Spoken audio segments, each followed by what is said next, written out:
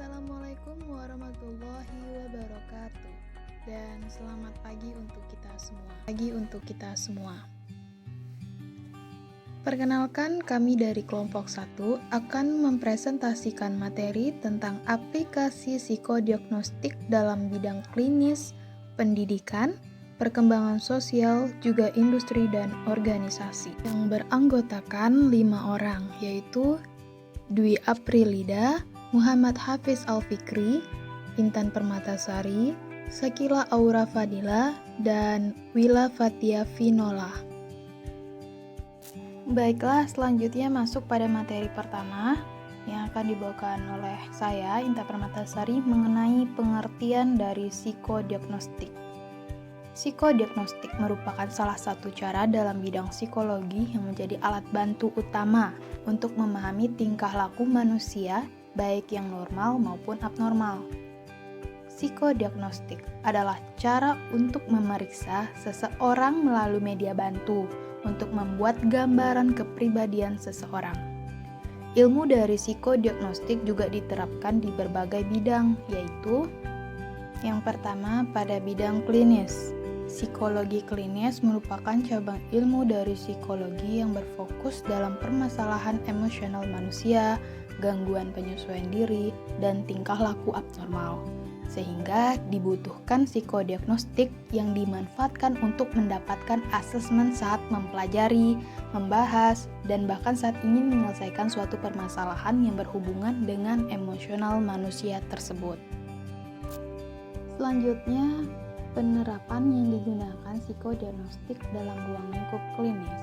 Yang pertama, mendeteksi gangguan sikap, di mana mendeteksi gangguan psikis yang dialami individu atau klien, dan juga untuk mengukur kemampuan atau kekuatan pribadi yang dimiliki individu, sehingga bisa diterapkan dalam pola terapi atau treatment yang efektif. Kedua, observasi. Observasi merupakan sebuah metode dalam psikodiagnostik yang digunakan secara sistematis dan sengaja, lewat sebuah pengamatan dan juga pencatatan terhadap subjek yang sedang diteliti. Ketiga, wawancara.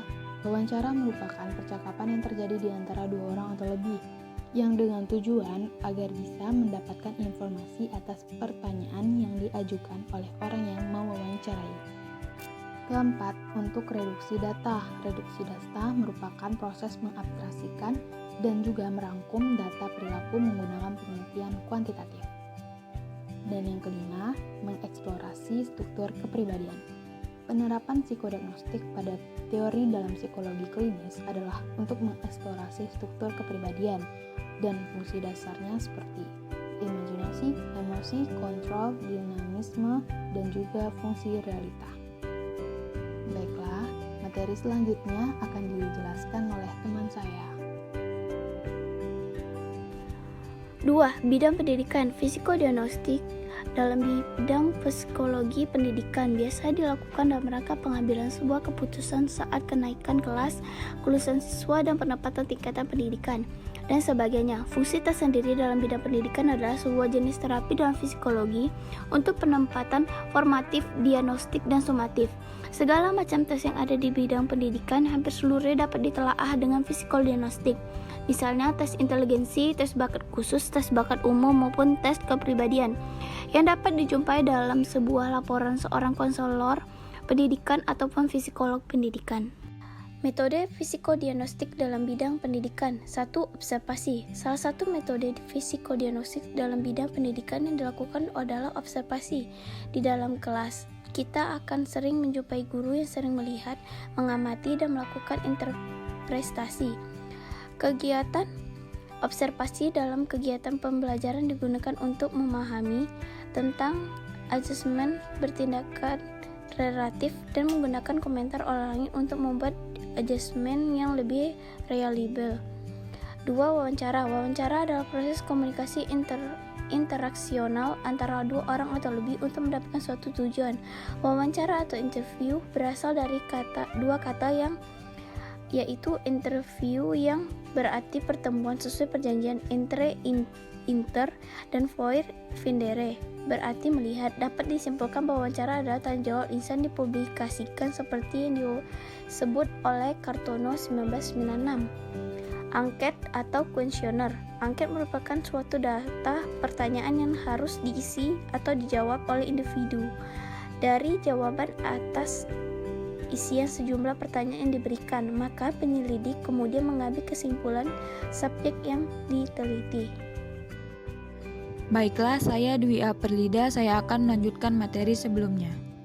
3. Bidang perkembangan. Bentuk penerapan psikodiagnostik dalam bidang perkembangan adalah sebagai bantuan untuk mencegah serta mengatasi masalah-masalah perkembangan individu. Misalnya, hambatan perkembangan pada anak baik psikis maupun sosial. Bentuk lain penerapan paling umum adalah untuk mengetahui tingkat inteligensi serta bakat minat seseorang. Metode psikodiagnostik yang digunakan untuk menangani kasus-kasus dalam psikologi perkembangan. 1. Observasi. Psikologi tidak dapat lepas dari observasi, yaitu mengamati perilaku, merekam atau mengukur peristiwa dan menguji coba sesuatu untuk menarik kesimpulan.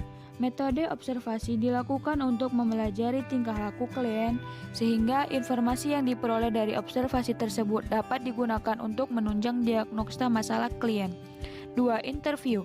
Interview atau wawancara adalah proses tanya jawab antara pendiagnosa dengan klien, menggunakan pertanyaan-pertanyaan verbal dengan tujuan tertentu untuk mendapatkan informasi tertentu.